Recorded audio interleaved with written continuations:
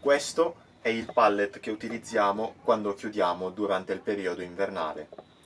Come vedete è uno solo che si piega, che così quando facciamo il pallet in inverno fa da base unica e invece durante l'estate possiamo piegarlo su se stesso e aumenta lo spessore per come siamo più comodi nella disposizione interna alla veranda.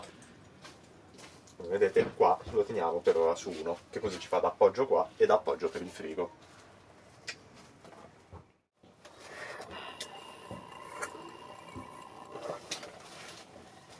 Ti vuole immortalare, poi chissà quando lavorerai ancora. Ma non è vero.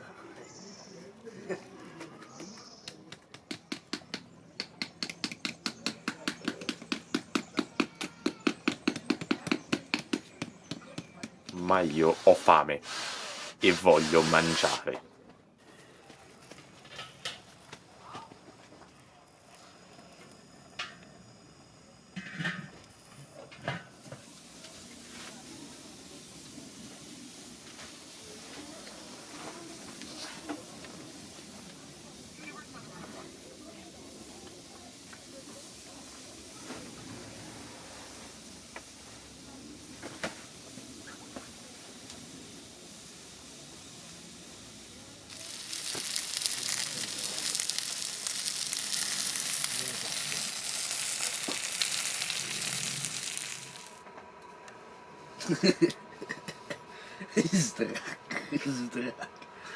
Finalmente è sera.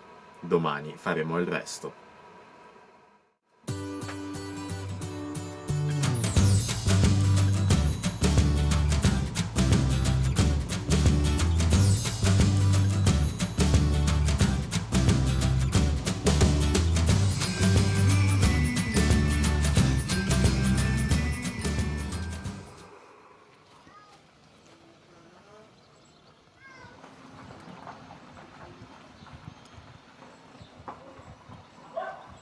Ci eravamo ripromessi di fare un angolo salottino con il divano gonfiabile, ma alla fine, come vedete, gli spazi non sono bastati e quindi ci accontenteremo del nostro angolo poltrona. Che poi forse all'occorrenza il divano gonfiabile lo si può anche gonfiare e mettere qua, che forse ci sta. Però mi sa che lo gonfieremo solo in caso di necessità.